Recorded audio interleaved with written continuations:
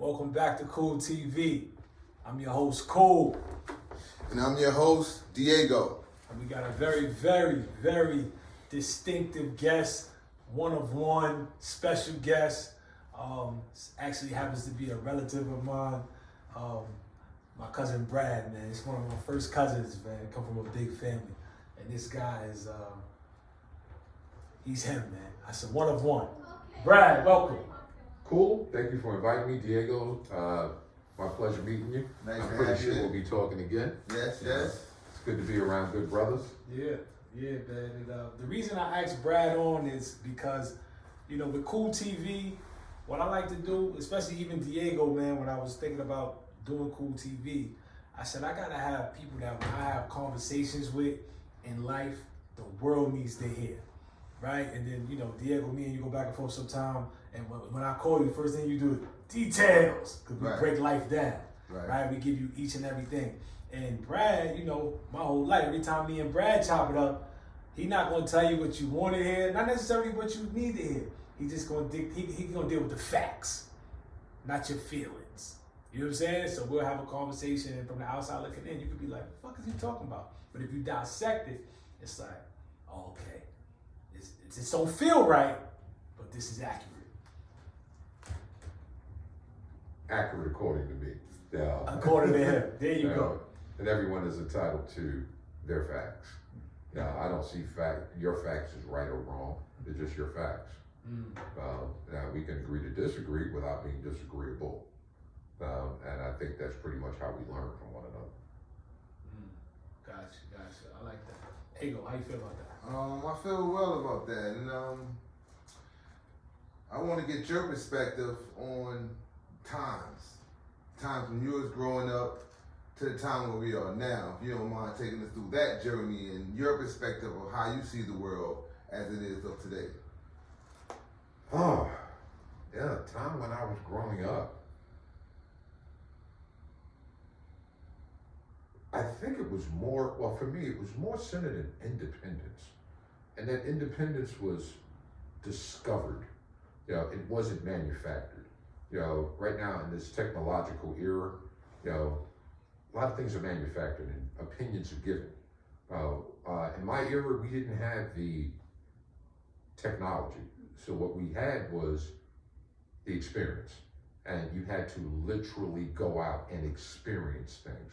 So things were spoken from a factual perspective, simply because you experienced it, rather than technology and someone else's perspective and or experience, and you, for the most part, just repeating what someone else said. And then when questions, there's nothing to substantiate what you're talking about other than a reference to someone else. You know, so if I were to ask you, well, what did that feel like to you, or how was your experience? You can't tell me that because you didn't experience it. You know, so what I see today is a lot of cookie cutter ideology. You know, this one who said this, who said this, who said this, and individuals repeating it like it's a fact. You know, but the fact not substantiated on anything other than someone else saying something. That's deep. Yeah.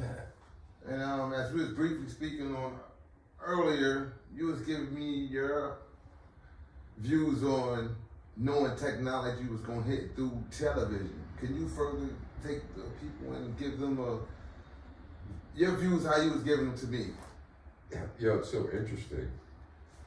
I did an experiment with a group of kids, and I was holding a group in a library. So I purposely cleared off the desk that I was sitting at, and I left one book on the desk. And I told the kids I hid $100 in the library. Whoever found it could keep it. They commenced to tearing up the entire library, looking for it, looking under things. You know, no one ever thought to look in the book that was sitting on the desk where the $100 was. You know, it's that old ideology. You know, if you want to hide something from someone, just put it in a book. Oh, not just someone, a black person. That's what I was told. Well, If you want to hide something from a black person, put it in a book. yeah, I mean, being told that, they'll by someone black, that being my parents, you know, and it referencing or the reference being to me, and the encouragement being for me to read. Yeah, I don't think that's limited to just us.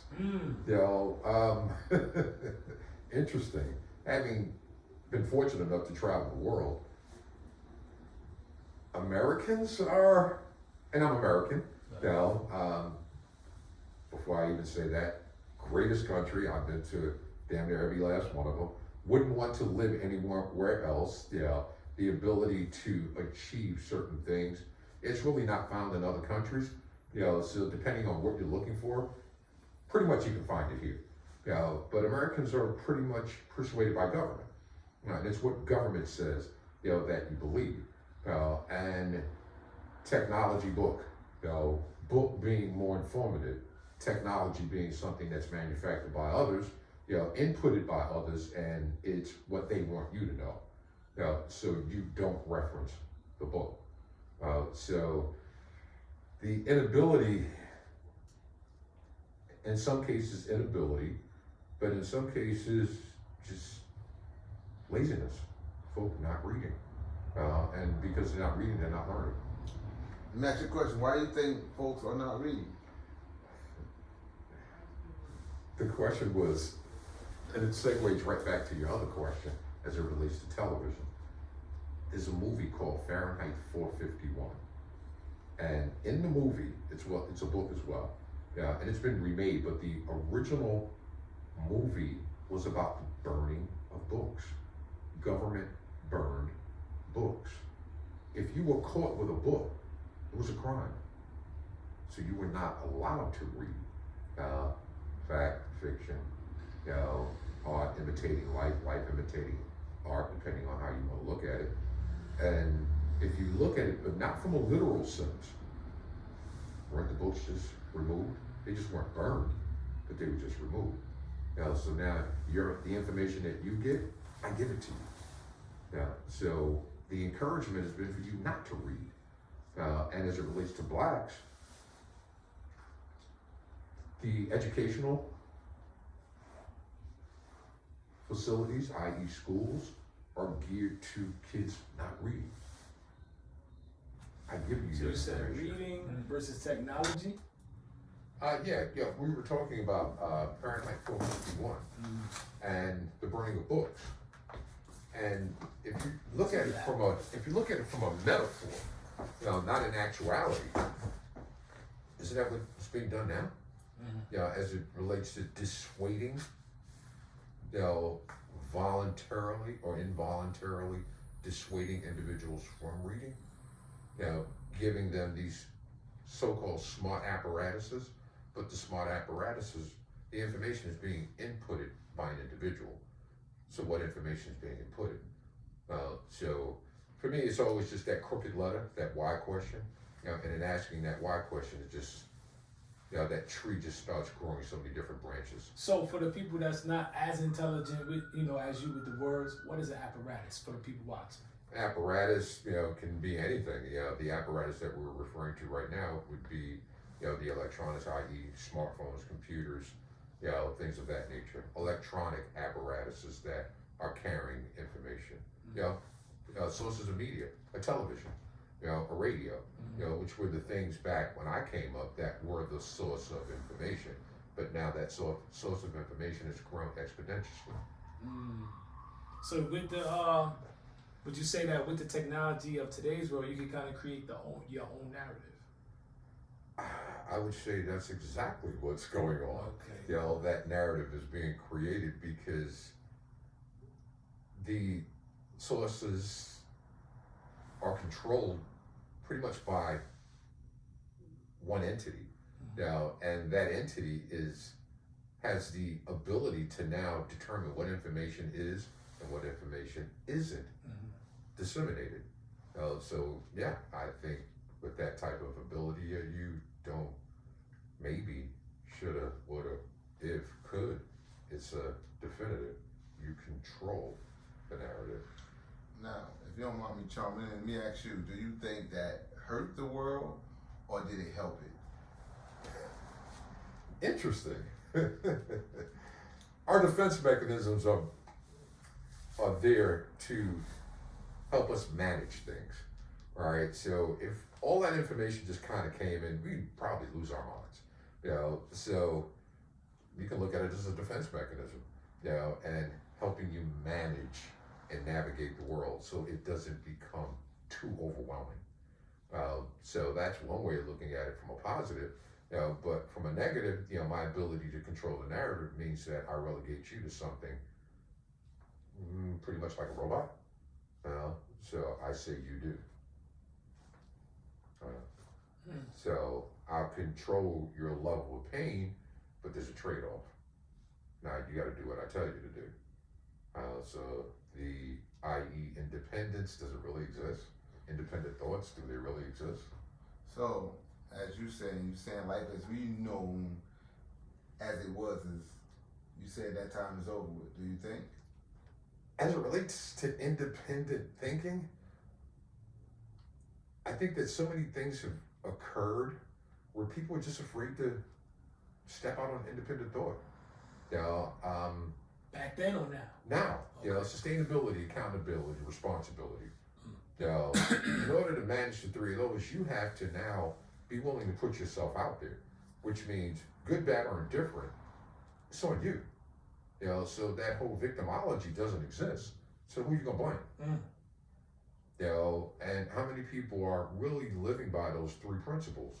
Sustainability, accountability, responsibility. All circles right back around to the individual. You know what I think though? I think it hurt the world.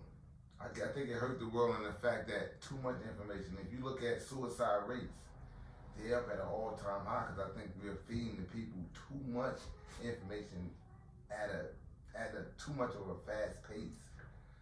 As far as if a person has to go on social media and see how their loved one was killed, or go on social media and see how they're underprivileged and they're not receiving their blessings.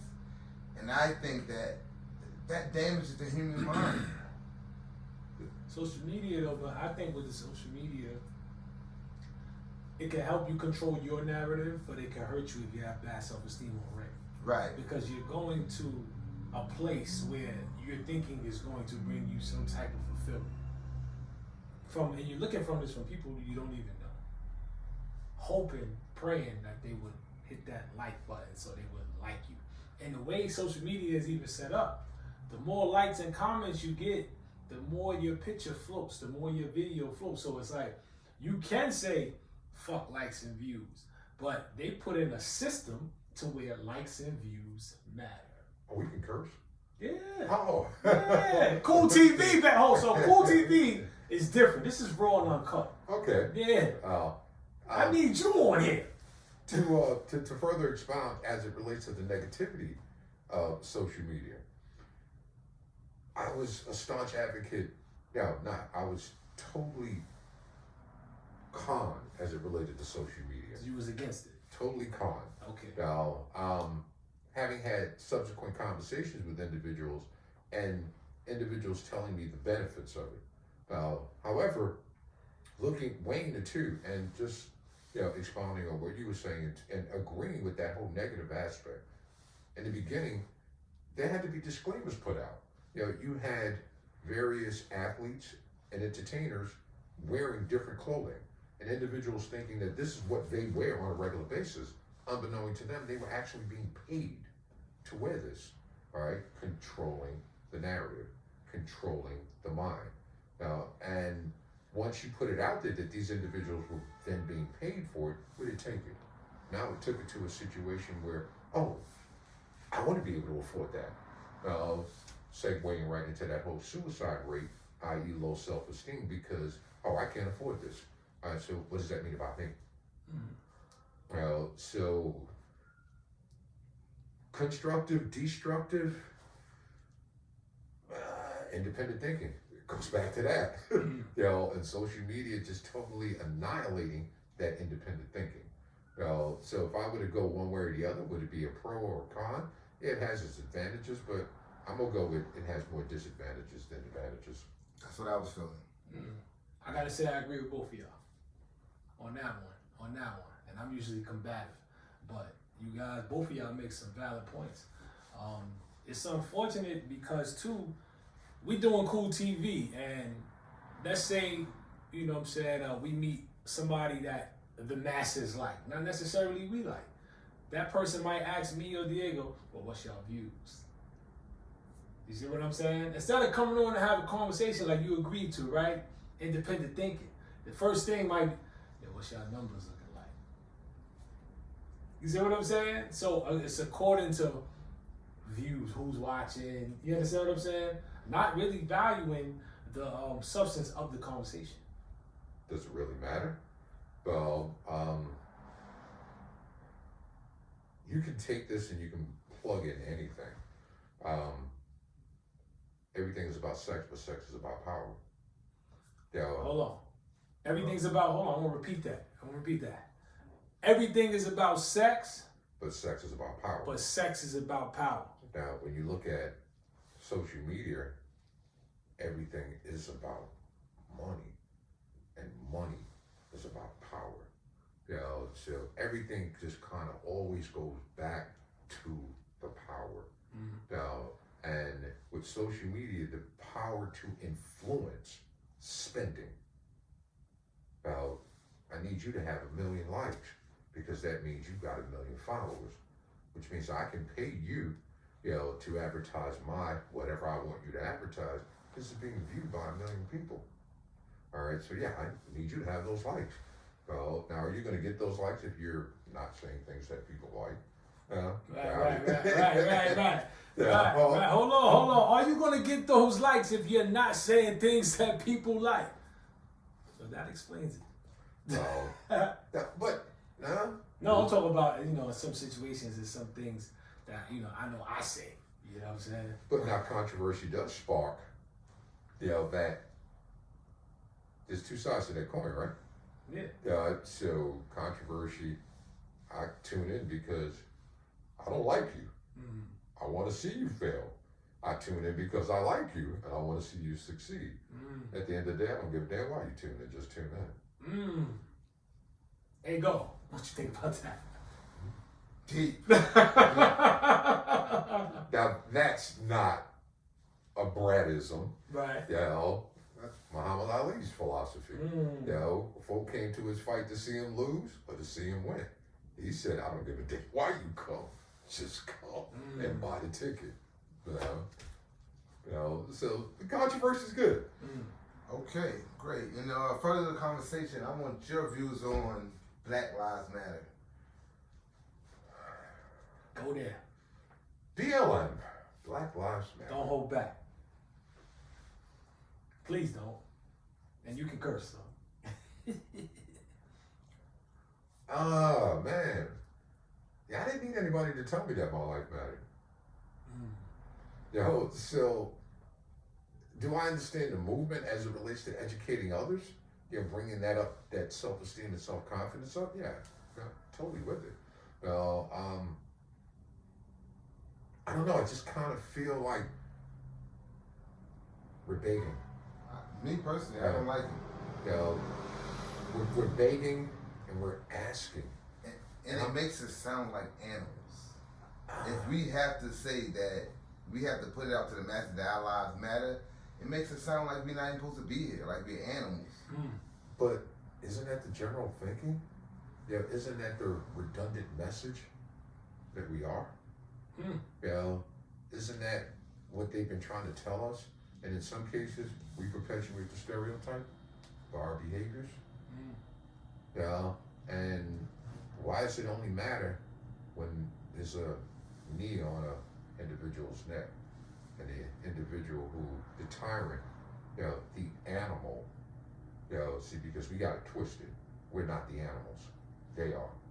They just continue to try to make us think that we are. Right. So when you look at their behavior, and we're too damn afraid to call them animals. Right. We're too damn afraid to call them terrorists. And we continue making excuses for them, i.e. this goddamn social media, i.e. media telling us that it's an isolated incident. No, it's not. That's who the hell you are. So you're not going to sit here and make me feel inferior, and tell me that your behavior is correct, or if something isn't, or now it's all of a sudden being broadcast, you want to make it an isolated incident. It's not isolated. It's how the hell you think. And you've been thinking like that since 1619. So who's really the damn animal here? And until we sit there and we stop with this victimology and then call spades spades, and call animals animals, and why do we need to put a domestic in front of terrorists? It's a goddamn terrorist. Why, it's domestic because they're in America? Well, then I guess England would say the same thing about the Americans who were their brethren prior to July 4th, 1776. I think they called them terrorists too. Well, the power of reading. We back at the books again. Reading is fundamental. So yeah, I'm with you, Diego. And my philosophy is death hits everyone the same way. So how is it just that Black Lives Matter when death hits each culture the same way? Why don't we start here? With human. If we start with human, then let's look at this human behavior. But as long as you can separate it, black, white, Irish, Italian, Latino, Asian, now you sit there and you say specific behaviors are attributed to specific ethnic and or racial groups of people. But if you start with human and you look at the human behavior, how many, the body count in the white neighborhood, who's killing them? Oh, no, damn white people. So are we these animals? No, I don't think so. Who's killing the Asians in the Asians neighborhood? Oh, damn Asians. But it's always highlighted when it comes to us, to perpetuate that thinking of animalistic. So when you say it matters, oh shit, what are you saying? I didn't matter? Now all of a sudden you're giving me permission to matter? Fuck you. Right. Real talk, fuck you. That's a fact. Why the fuck we always singing up on freedom? It's time to start swinging up on some motherfuckers. Wait, hold on, say it again? It's time to start swinging up on some guys. Me personally, that's why what Kanye is doing, I don't say he's bugging. He's not bugging. He's bringing views to light in his own mannerism, but he's bringing views to light because no matter how you look, like in 48 Laws say, no matter what it is, controversy or good, it still sparks the debate. And that's what needs to be, that's what we're doing on KoolTV. We're trying to spark the debate. Now Kanye. You lost me on Kanye. Kanye, and see. I got a lot to.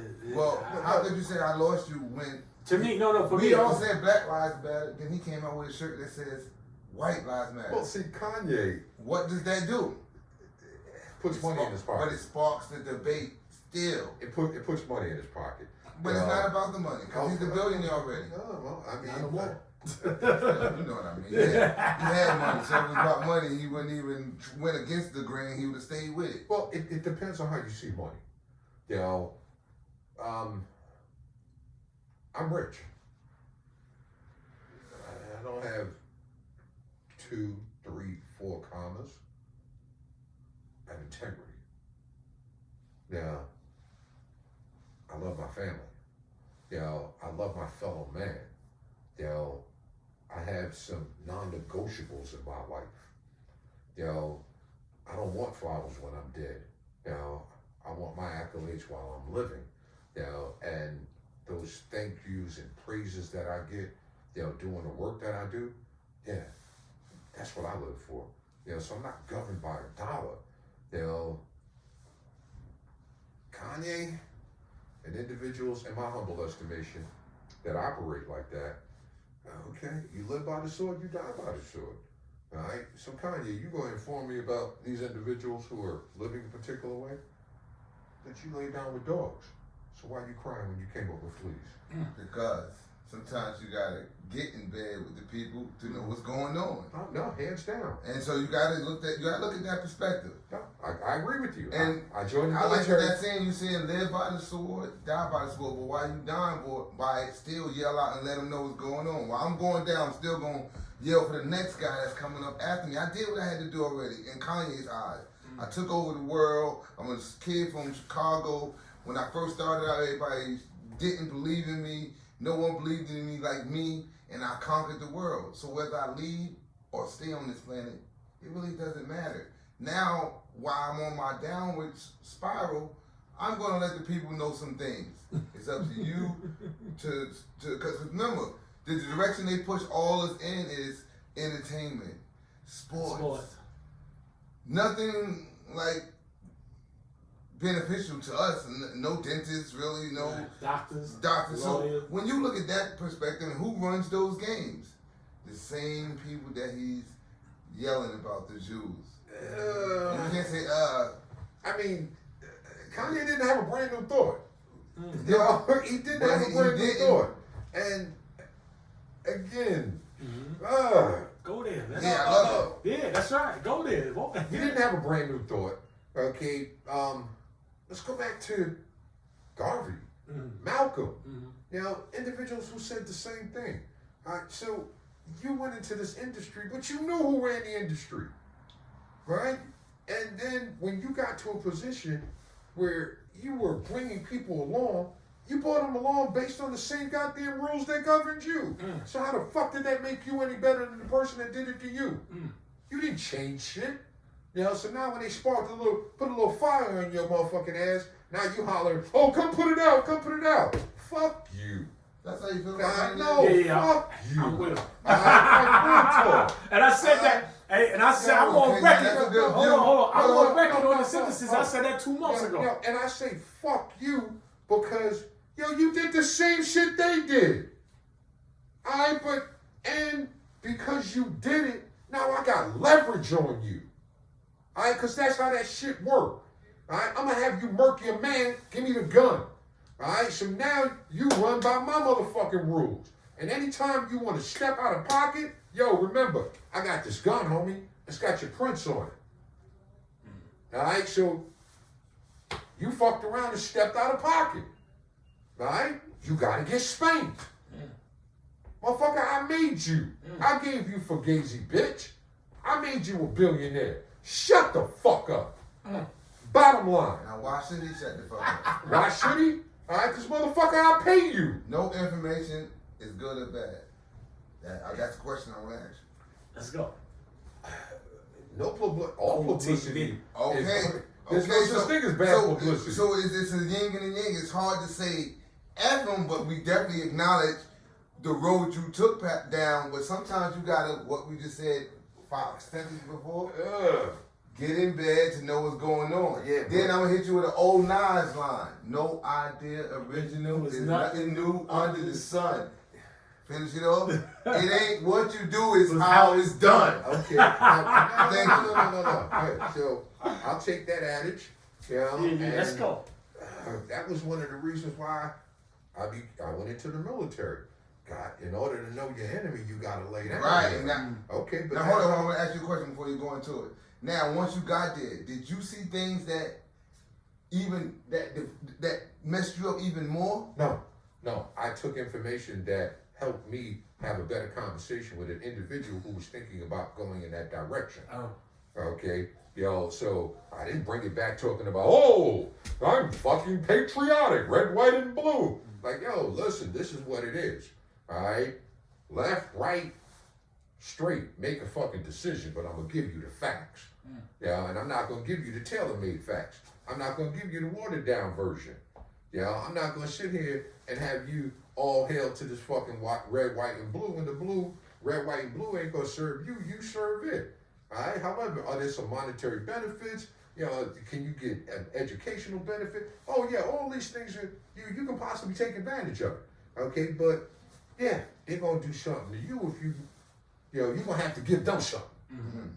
All right, so it's a quid pro quo. It's a reciprocity. It's something for something. You ain't getting shit in this world for free. So the last thing as it related to Kanye, you said, your mom was a sacrifice. But man, how you know this? Like real talk, how you know this? And I don't know it to be a fact or anything like that, but I'm looking at it from, if you knew then, and that was the condition of you getting all that dough, Shit, did you just sign off on your fucking mom dying? Because that's what it sounded like to me. You know what it sounded like to me? He didn't have a choice. No, we always have a choice. Always got a choice. Always got a choice. It comes down to, remember, those contracts. Those contracts that you sign when you're going through different doors. Wow. You don't know them until you get them. Yeah, but And in those contracts, we don't know. I'm just a theory, just throwing something out there. I think it's done during the contract. That's why he's really wilding and letting it be known. Because those restrictions, just like with athletes, you need certain things to get to certain new doors. And I think when you start going into certain tax bracket with money and those contracts, those things be done before you sign that contract. You know, it'd be like, well, you get this, well, but in 5 years, such and such is going to happen. Okay. You know, now, at the time you sign the contract, you might not be as fortunate as that time, or your passion is so strong, you're trying to get to some place and your brain is clouded. That's why they say no 2 days are alike. So it's hard to say, fuck him, a man, because he made a mistake yesterday. What about what he's trying to do today? but did I make a mistake? Right? See, because if I signed off for the money, you know, and every time I reached another financial plateau, you told me what the rules were. Right? Right? See, because in order to join this exclusive billionaire club, exclusivity being the operative word, then there's some shit that's gonna go on here that, yo, my man, I need you to know this from the door, okay? Now, I need a yes or a no. But now when I pair you up with the Kardashians and the influence of, remember, she's your wife and those people in your ear, it's a lot of things that make you make clouded decisions. You're not making brash decisions unless you have all those ropes cut. No, now with did. all those ropes cut, you see how he's acting out. But you did make an executive decision from the beginning because the decision was predicated on money. Right. So Money and greed. yeah. I say okay. more than money, I say on greed. Because Alright. he could have just took it as, I'm a good producer, I'm gonna make my little ones and twos and I'm gonna stay satisfied in life. But now when you want to pair up and be next to Beyonce and Jay-Z and you want to get the girl that, now those other restraints come in that he didn't anticipate. He didn't anticipate that part. I think it's 7. And now he's already knee deep in. He has kids. So it's a lot to it. The guy that was in 2007 when he met her ain't the same guy in 2022. That's what I'm trying to say. No day, 2 days are the same. So it's hard to say effort, man, because whatever he did, because we don't know the exact reasons why he did it. Well, I mean, we don't know, and it's all speculation and or assumption. All right, but if we're going with greed, then that's one of the 7 deadly sins. That should be number one, because you think about it. How does a lot of like if you look at all the glorified drug dealers that they're so-called putting on the TV to say that they're glorifying them, but they're not. They're just going to show you how ignorant and how, I want to get the right word, how they was unable to understand when they got to a plateau to move on and don't try to make it an everyday thing. Well, you know, it's so interesting. What was I looking at? Nas was doing a little narrating of Supreme. Supreme team. Yeah, the Supreme team. And Supreme said it. He said, man, listen, he said, when I was young, I was stupid. You know, he said, when people were trying to give me this education, he said, the only thing I wanted was the money. You know, and he said, at that age, he said, man, I didn't know what the hell I was doing. He said, but when I look back on it now, he said, I realized just how much harm I inflicted.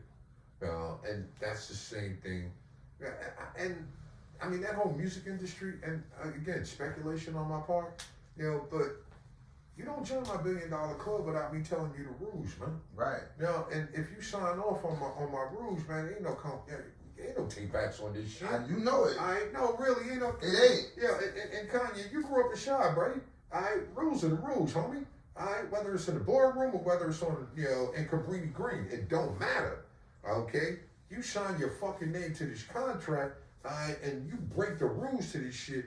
Now I'm gonna burn your fucking house down. We know that. That's just like when you go to a dealership and you see that pretty car, and at this point, that day you sign for it and you want it because it looks good that day. But as the days go and you start to see all the problems that come with it, that deveils your mind. So is it fair to me to say, you're a stupid motherfucker, because at the time you wanted that car, or you needed it. Yeah, but so, now I got the car. But Okay, you still under those rules, that contract. I can't take it back. Okay, because now there's a penalty for me taking it back. Okay, Kanye, you got the dough, homie. Alright, yo, really, real talk? Alright, yo, shut the fuck up. Okay. Alright, so we did Kanye, and that was a good segment on Kanye, but now we're gonna go to his counterpart. What about Kyrie? Oh. 3 weeks prior to Kanye saying anything, and I'm coming to Kanye. Yeah, I know. Yeah, Donald Trump said that the Jews they're unappreciative. They're lucky they're even staying here. Now, who thinks that is Donald Trump's adopted son? And that would be who? Oh, Kanye. I said you were repeating something that your goddamn stepdaddy said. But your stepdaddy didn't get slapped. Now, they slapped your ass. Now, Kyrie, my hope is that you weren't the third wheel on that tricycle. You know, like Trump said something, then Kanye said something. Did you say something because you were coming to his aid, or you, again, want to bring things to the light, you know, and say, oh, here's a perfect opportunity to do it, you know? The optics look that way. Now, Kyrie being a little brighter, you know, having a little more information, you know, than Kanye, not going off half-cocked. Did he literally say anything? No, he didn't. He posted a clip, right? So there was no laws put in place by the NBA that said what he did was immoral or illegal, right? So, yeah. Can we take it back to that one word you said? Power. Yeah, I got the power to make you shut the fuck up. Okay, you know, bottom line, I do have that power. But with Kyrie, my whole thing is, it's like, yo man, I hope you just wasn't piling on there. You know, like, you had, what you said was legit, right? The Hebrews, you know, are from Africa, right? The Hebrews are black. And for me, like, we've got to stop referring to the Jews as anything other than individuals who practice a certain religion. And They're we chime in with that. A group of people. You know, I asked a friend of mine who happened to be Jewish, I was like, yo, where did that come from? And he said, that was Hitler. And Hitler anointed us a group of people to justify his termination of us, saying that we were something other than. He said, but we know, it's just our religious practices, our religious beliefs. Because you know, we are the original Jews. If you want to go on hindsight, you got to do your research. We are the original Hebrews. Hebrew. And what language is Hebrew under? Jews. Well, no, I mean, was it 12 or 13 tribes of David, according to the Bible? If you subscribe to the Bible. So, original? Who was the original? Where was that first man found? I mean, that's why I said it's after your research. That's obvious, all right? I mean, that fact they gave you. They said that the first man was found in Africa. All right, so everything was derived from that. You can draft from black and get white. You can't add to white and get black. I don't give a fuck how much sun you sit in. So do you see how that terminology alone, I hope y'all heard that, if you could bring that to them again, you can add. You can draft from, like, simple terms. Right, dark coffee, just keep pouring more and more milk in it. You'll lighten shit up. Right. Enough milk in that shit, you'll make it white. Alright, so how you gonna do it in reverse? Alright, what, put dirt on motherfuckers? That washes off. Alright, let motherfuckers sit in the sun. Alright, now your melon, at some point is not gonna be able to take that type of, heat. And they've already discovered all type of skin cancers and things of that nature. But we know, that the first man, based on their teaching, was in Africa. But that kind of brings us into this whole other story of religion. And I'll sum that up with one story's just as good as the next. Great. I like that one. That's great. I want to go into top 5 point guards all time.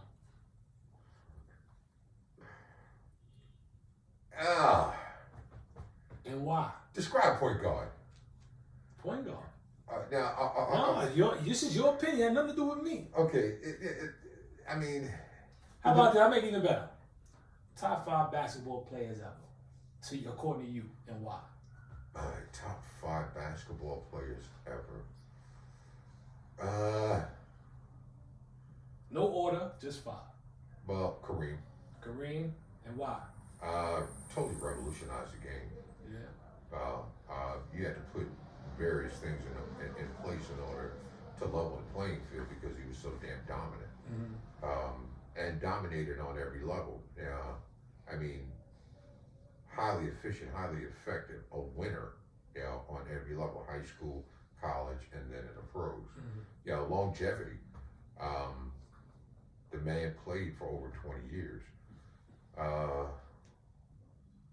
Definitely gonna go with the O. Oh, is it Oscar Robertson?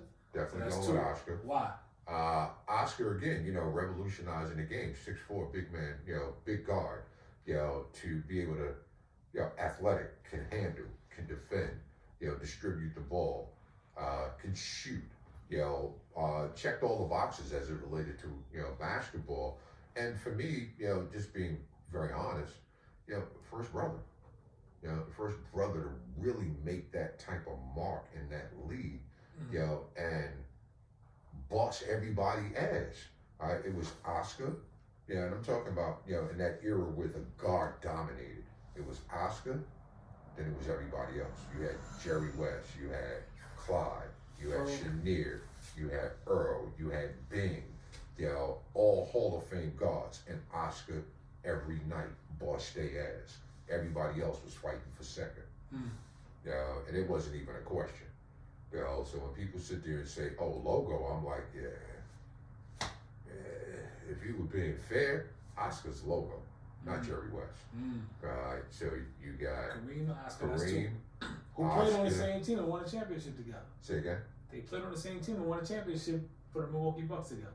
That'd be, Oscar, everybody thought that Milwaukee with Giannis, that was their first championship. I was like, okay, wake up. We're back at reading again. Mm-hmm. Bird. Larry. Top 5? Yeah, top 5. White boy could go. I'm sorry. Fuck white, fuck black. Boy can play basketball. Larry Bird. I know where you want me to go with this. Nah, I want you to go. This is your 5. From a guard perspective, I'm going with Nate. Tiny, Archibald. Tiny over who? Ain't making that cut. He said top 5 ever. Yeah, I know. So that's Tiny that's over. 4. Yeah, that's Tiny over a lot of people. Well, we be thinking Dr. J. Jordan. Some tough cats. Okay, Some tough cats out there now. Just want to say, if you gonna say, I know he did do some remarkable things. He did lead the league in scoring and assists. Same year. Same year. Same year. Mm-hmm. They're all like, okay, I don't think that feat has been repeated. I could be mistaken. But from a point guard perspective, the boy can defend. You gotta say if Russell Westbrook, he didn't lead the league. Nah. See, I don't think that would have been done. I mean, Tiny could shoot. Tiny could finish at the rim. Tiny could distribute. Tiny could defend. Tiny was a basketball I heard player. Tiny was a bad man. I heard folks say he couldn't touch Pearl. He couldn't touch Earl the Pearl, Black Jesus. Now, this is word that I got. Well, when you talk about Monroe, you're talking about an individual who brought a different style into the NBA. Everyone was totally amazed at Clyde going for damn near triple-double when Willis Reed goes down, and the Knicks win in the championship.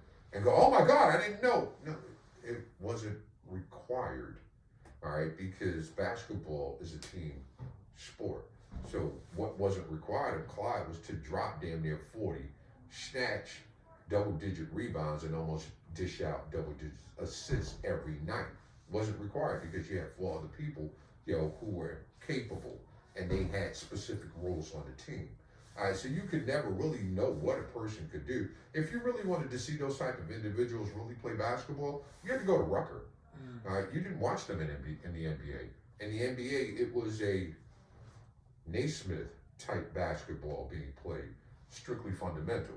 Earl of Pearl Monroe bought I don't even want to call it street ball. I don't even want to call it park ball. Yeah, he just brought a different flair for the game. Yeah, swag, different flair. I mean, as far as in between his legs, spin, lay, first person to cross you over. So, I mean, with that argument, you'd have to put him up there, as it relates to revolutionizing the game. That's what I said. So is Tiny really going to be that 4th spot? No, I'm not even naming it in order as it relates to what position. We said top 5. So top 5. I mean, he's in there and somebody's out. Well, no. I mean, but you would put Pearl there. He would be in your top 5. Wouldn't necessarily be in mine. Right. So I heard Pearl can handle Tiny. When they was in the park ball, they said Pearl was just a different. Well, I mean, considering I saw both of them play at the Rucker, Pearl bust anybody. That's what I'm saying. But that's more I got that. Tiny was a bad motherfucker, but they said when them boys meet up in them dungeons and the cringes in the hood. But the Rucker was more of an all-star game. It was all highlight. It was an ooh-ah game. But it was ooh-ah, but it was pride there. It was pride. You couldn't let no one bust your ass in the Ruckers. That's like being on the Apollo and getting the Sandman throwing something. So you always bought your game. They didn't bring the mentality of an all-star where they let a guy just go right by him. Well, actually, no. It wasn't so much you didn't, but you got to remember, you had street cats and you had pros. All right? Pro was a pro. You weren't trying to hurt him, all right, because his career was playing basketball. Right. All right, so the Doc coming down the lane and high flying, that shit in the NBA, somebody go take your ass out the air. Right. Like dead down the middle and just banging it from behind your head. Now you go baseline in the NBA, you catch that center flat-footed, you gonna bang it on him. All right, but just coming straight down the middle, now you gonna take hell coming down there in the NBA. You can see Doc do that. Doc did do that. No, he not down the middle. Yes, he did. Doc did it on all types of people. Not going down from the side. When you got the speed and the flair of Doc, ain't nobody stopping you. And I love Doc. All right, but when you see Doc banging it on people, all right, if you see him coming straight down the middle, it's on a break. All right, but now in a half court set, Doc rips. Which Doc you talking about though? Doc, which Doc now? Early on Doc, New Jersey Nets Doc, or 76ers Doc? Which one you want to talk about? You want to talk about Virginia Squire? That's what I'm saying. Because in the ABA, you want to talk about the Nets. ABA Doc was going down. He was banging on everything, and no matter where he was at. Well, again, having seen the Doc, it was Channel 9. Everybody ran home. Like we didn't have curfew. And I ain't hear his name mentioned yet. Because I can't really say I can put him up there. I love him, but I can't say. When you say top 5 basketball players, it's tough. That's why I said it. No, but who you got at 5? So my 5th one.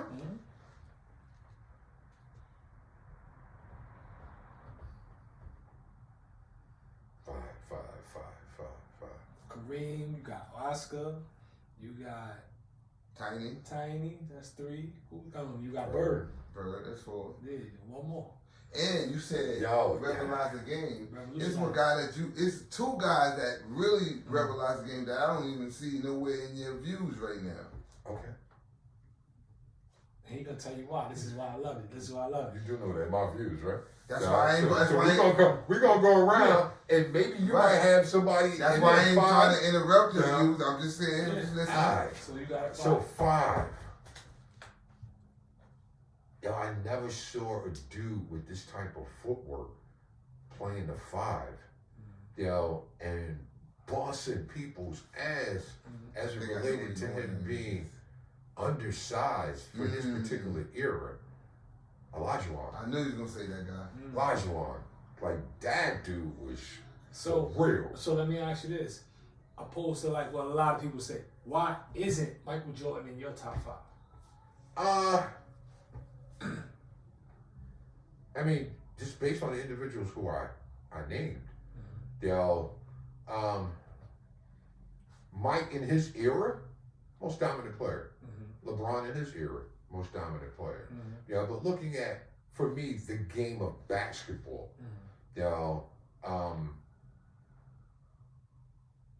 you got to be able to check certain boxes. And you and I spoke about this coming over, as it related to the ability to shoot a jump shot. Mike spent his first 6 years in the league, wasn't really a dependable shooter, from 18 feet and out. So the lane needed to be open for him. All right. And by that time, I'd start looking at sports from a different perspective. I start looking at sports from the economic entertainment value. So Mike, if I want to start a league, I'm starting it with Mike. If I want to start a team, I'll start it with Magic. Magic didn't make the top 5. He didn't make my top 5, but his ability to galvanize. And you took his counterpart, Bird. So I would have thought. Listen, I feel like Bird was only as good as Magic, and Magic was only as good as Bird. Bird could do things. And life showed us that. No, Bird could do things Magic couldn't do. Bird, Magic, his ability to pass, Bird was just as good a passer. Yes, he was. Magic wasn't no hell of a defender. Neither was Larry. Larry could shoot. Magic couldn't. Magic could play make at a high level. Okay, but so could Larry. Not at the level of Magic. Well, that's because you put Magic at the point. Because Bird didn't have the speed. All that plays a part. Bird didn't have that. Bird didn't have that speed over Magic. We talking about a motherfucker with lead feet. Magic he wasn't winning no fucking races. He wasn't no fast motherfucker. You don't know how fast. You better go back and do your history. Magic wasn't no fast dude. Yes, he was. You better go back and do it at 6'9". And even in college, he was one of the fastest guys on his team. Why do you think the Lakers named it Fast Break? Because of how bad. Showtime. It was Showtime Fast Break Lakers. It was the Fast Break Showtime because when he got the ball, he tore ass. No, that's what made everybody run with him. Okay. If he was last feet, that mean wouldn't be. They call it Showtime because don't leave out Fast Break. Hey, and you can attest to this. Fast Break. All right. You go to a gaucho practice, that's what you see. Stay in your lane, fill the lane. You had Magic, Kareem Trail, Byron in the Scott, Byron in the corner, Worthy, Rampers. All right, stay in your lane. But you got to. That's a point guard has to be fast to be. No, not necessarily. Basketball's not played at 100 miles an hour. But when you're playing with an up and down high tempo team, the guard he leads the break. So if he's not fast, it's going to deteriorate what you're doing. So ball goes up, right? All right. So Magic's man shoots the ball. All right. Magic releases. All right. So Magic's already fucking at half court before the rebound's got him. All right. So he don't have to be fast. All right. Kareem snatches the rebound, outlet pass. Wait, he don't throw that shit to Magic right there. Throw that shit to Magic. What about Magic get the rebound and he go coast to coast? Okay. So now layups. Now you gotta get. And remember, in college he averaged 30. He averaged 30-something points. So, how much rebounds? Magic? Yeah. Average? Magic. No, Magic had this boy. High school. My bad. No, Magic had this boy called Great Kelser. No, go in college to see how much he averaged. I know he averaged. He averaged. Magic had Great Kelser, and Kelser was a hell of an athlete. Right? Now, the fastest dude, in my estimation, I never saw him run, all right, but to watch him run that floor, I think his name was James Worthy. That motherfucker was a great And Magic was right there on his heels. Anytime you could grab the rebound and hit Magic at half court and then finish, that means you had to run past him. All right? Worthy was running past him. That dude was fast. So Magic averaged 17 points and 7 assists his freshman year. Then he averaged 17 points and 8 assists the second year. Right. Magic doesn't. Second year. Yeah, he only did 2. You did 2 years in Yeah, college? sophomore.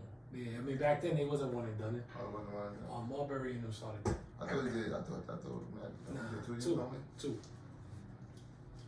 So why didn't LeBron make your top 5? Because at one point. No, I never called LeBron the GOAT. All right? Okay. LeBron was never my GOAT, neither was Michael. Okay. My GOAT has always been Kareem. Right. No, but at one point you was breaking down how LeBron was. I could be wrong. You said LeBron was better than Mike. In my estimation, In your as it estimation. relates to the totality of the game, Uh-huh. yeah. Okay. You know, Mike, much better scorer, Mm. much better finisher of the game. All right, but if I'm looking at it from a basketball perspective, you know, LeBron just checks more boxes as it relates to what he does on the court. Now, everyone, and I'll make the argument, you know, because, you know, what everyone says, and I believe it to be true, Mike wasn't asked to do those things. Mm. You know, so could we necessarily say that he couldn't do it? Mm. No, not really. He just wasn't asked to do it. Right. He was asked to score and finish the game. That's what he did. He scored and he finished the game. Gotcha. All right, him being going to 6 finals and winning 6 finals, a clear indication of, yo, this dude's a finisher. Right. All right, so I'm like, yo, can't take no argument from him there. But now, with LeBron, you go to 3 different teams. Like, I haven't seen anyone. I don't like that service of just getting it, being able, even though it's good, but it's good for the on the athlete side, but it's bad for a person that's a fan. It depends on how you look at it. You know, I mean, If you're leaving my team, I'm gonna be sad. okay. If you go to your team, So- you're gonna be happy. So he had his feelings.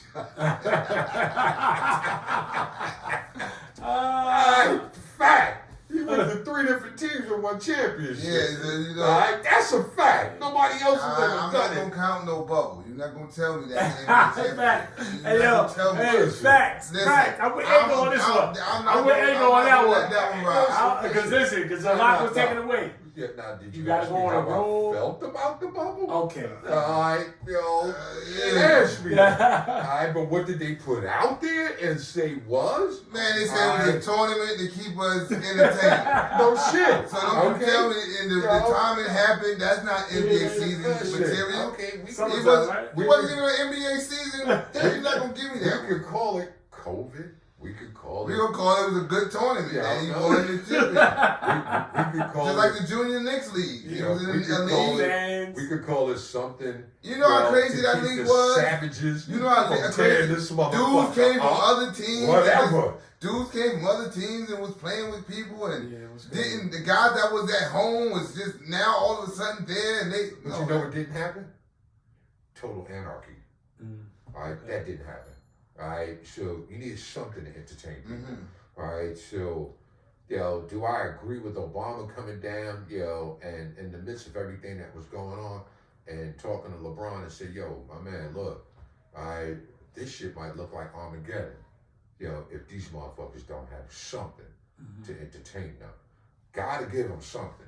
All right, so the value of them playing, I don't know about y'all, man, but just I the mere respect fact it. that I was able to watch something. it was cool. You know, it was like, I took my mind off of, I got Yeah. it. That's the truth. you know, But like let's I'm call sitting a here right spade now. a spade. That's not an NBA No, champion no, because no. you got to travel. You got to be able to deal with opposing fans. It's a lot that hands goes into. down, hands down. So I'll Okay. say it's a tournament championship. They played a tournament and they won the tournament. That's just as clear. That's cool And as it guess was what? for And, me. and you're not gonna get any argument from me, you know, as it relates to the circumstances behind that, you know.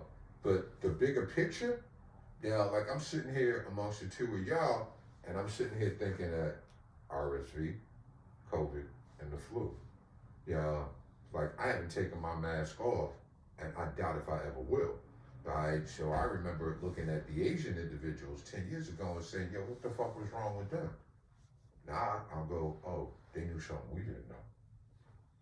You know, so when I see that tournament, yeah, I'll go to tournament. I have no problem with that. Me You either. know, when I see that tournament, I'm like, Yeah, but that motherfucker saved a lot of people. He did. That tournament was good for American people. No, worldwide. Oh, Because this shit was worldwide. It was, but it was really hitting hard in America at that time. It was. Everybody else was getting their stuff under control, and we was the ones that was really, us in like France was really like still getting multiple cases in. But it was good worldwide. I mean, I'm just saying. The numbers I was looking at, I'm like, yeah, America took a hit. It's a tough hit. But when you look at Europe and you're looking at the totality of That's Europe, France. right? You're talking Greece, Italy, places like that, because that's all Europe, right?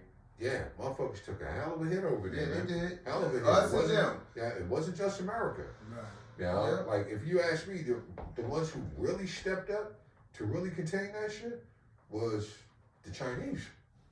Where Trump alleged, that that's where it started. And I'm like, man, did we go here?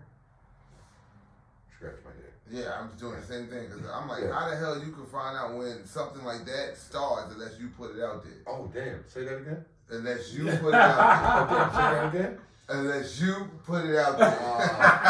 If you can name it, identify it, and talk about its point of origin, it's because you put it there. That's clear. I mean, it's because you put it there. Now, listen, that's just my 1+1 theory. That don't mean I'm right. But you tell me what 1+1 equal in any country, and if it comes back to that same number I'm thinking about, hey. Well, 1+1 worldwide is 2. Oh. All right, so let's see. You were able, in 2003, you spliced influenza in COVID, right? You got Lysol can in there? Do you have one in? No. All right, next time you read it. Yeah, we seen that. Yeah, it talks about the coronavirus. It's been there for decades. All right, so you splice influenza, which is the flu, with the coronavirus. Why did you splice the two of those? What were you trying to create? You weaponized it. All right, now, let's go back to these books again. All right, in order for you to come up with an antidote, you're talking about something that's 7 to 10 years in the making. All right, so in 2003, you spliced the corona and influenza. So if you weaponized it, what did you build right alongside of it? You built the weapon and you built the antidote. All right, so when you came out with these vaccines, it wasn't Operation Warp Speed. That shit was already done. And that takes us back to earlier before we got on the camera, which y'all didn't get a chance to see, is when we were seeing the Jetsons showing off their technology in the early, 60s. 60s. The 60s. And it was plain as day. It was animated. It was a cartoon, okay? But it was also FaceTime. Get Smart, something again, that was supposedly a comedy. But he had a shoe phone, cell phone, whatever you want to call it. And the Bond movies, the early Bond movies, if you remember, he had a cell phone, a car phone. And then, what was it? I got out the military in 89, so 89, 90, a friend of mine had the ones that were car phones and looked just like a box phone, and you had it in your car, where you could make phone calls on it. So when you look at that technology's been around for quite some time. Are you guys familiar with the book, George Orwell's the author, 1984? No. 1984, the original title of the book 1984, it's a book. I gotta tune in. 1984, Big Brother's Watching. Right? It was required reading when I was in high school. All right, so whenever I read a book, I always turn to the second page and I look at the copyright. I want to know when the original book was written. All right, because you're revised versions of the book. So what am I in? I'm in 6th grade. So we're talking early 70s. So I look at the copyright on this book. Copyright is 1953. So I'm in elementary school and I'm looking at this book and I'm going, what the hell did this man know in 53? that he was able to write a book, that I'm reading in 74, 72, 70, somewhere around there. I'm not trying to date myself. What did he know that he just told me is going to happen in 10, 15 years? And I'll be damned if it didn't happen. So what did Orwell know in the 50s that came to fruition in the 80s that is now continuing and where we at, 2022? Mm-hmm. On our way to 2023 in about 2 weeks.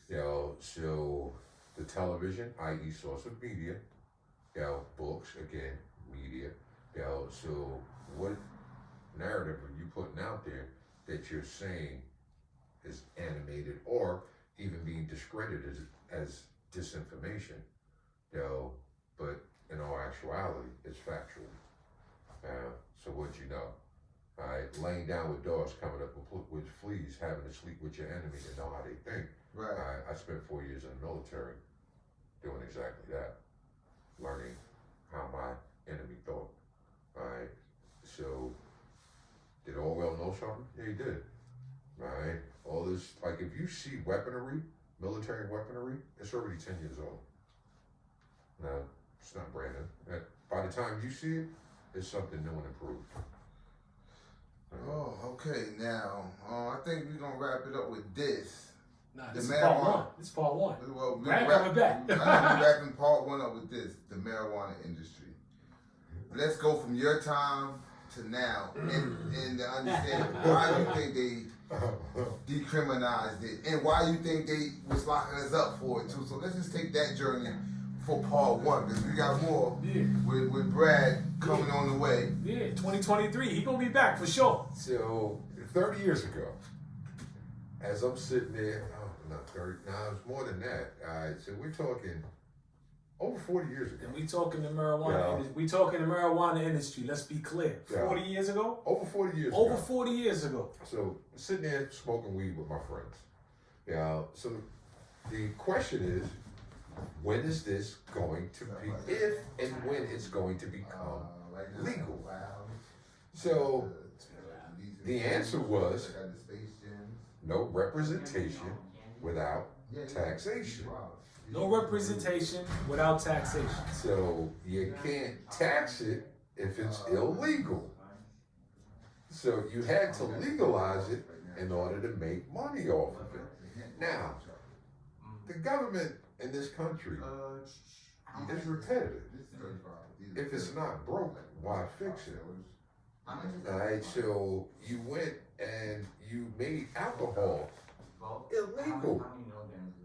But then you had these individuals who figured out how to make, they called it moonshine or bootleg. Moonshine, bootleg.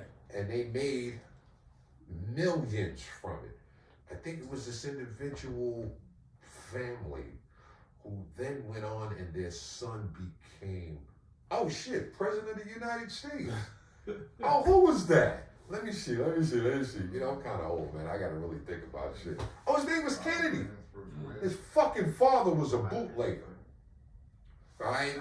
He was right with Capone and all these fucking gangsters, right? And made millions of dollars, and then his fucking family, was anointed, fucking Camelot. But you made your millions from bootlegging. Right? So now let's fast forward to marijuana. Right? Now this is a little perplexing to me. Marijuana's a plant, right? Right. So how the fuck do you grow it without soil? It's being mass produced in laboratories, right? They've altered it to where it actually controls various parts of your brain. So not only is it taxed, but now this ain't the shit we were smoking. I'm seeing kids smoking weed and staying high 7-8 hours. Alright, so I'm like, why did y'all alter it? Alright, so now again, let's go back to this source of media. Alright, the name of the movie is Jacob's Ladder. Alright, it was the introduction of LSD to soldiers trying to create a super soldier. Alright, so let's look at this marijuana. Is it not doing the same thing? Now, as it relates to the whole criminal justice system, You know, why were you locked up? You were locked up because it's called free labor. All right, that's what the criminal justice system is about. All right, it is. They say it's the new form of slavery, and it is. You know, it's just legal slavery. Because if you go back to, Speak super loud, though. Speak super loud. if you go back to the Emancipation Proclamation, right after slavery was abolished, the Southerners, your sharecrop, well, your plantation owners needed their free labor. You know, so you created police and prisons. That was the purpose of the creation of the police force, who were former slave hunters. They became police, and then you created prisons, you know, because you needed your free labor. Oh, damn, there was a song that came as a result of that. Yeah, KRS-One. No, you want to hear it? Don't you know? That's the sound of the men working on the chain gang. Well, directly related to prison, you know, individuals on the chain gang, what were they doing? They were manicuring lawns, they were cutting down forests, they were doing whatever needed to be done to earn their keep, because that's what they did to earn their keep. You were given 3 hots and a cot, but you were not, it wasn't free. Now your labor was required to maintain that 3 hots and a cot. So that was the whole prison industrial system, i.e. free labor. So this country was founded on free labor, and at no point will it ever be given up. But now they give you little cute words like racism, and say that you're being discriminated against based on the color of your skin. It's a color. It just ain't black or white, it's green. Because you're still talking about free labor. So now you introduce various things. You introduce alcohol to deaden senses, you know, to anesthetize. It's a drug. What's the purpose of a drug? Why do we take drugs? Why do we take medicine? Let's not even call it drug. Let's call it medicine. To ease the pain. To ease the pain. What pain are you in? That's the question. Now, so I'm always going to give you something to anesthetize and or ease your pain. But in this particular instance, I'm also going to give you a mood, mind-altering substance, because that is the clinical definition of a drug.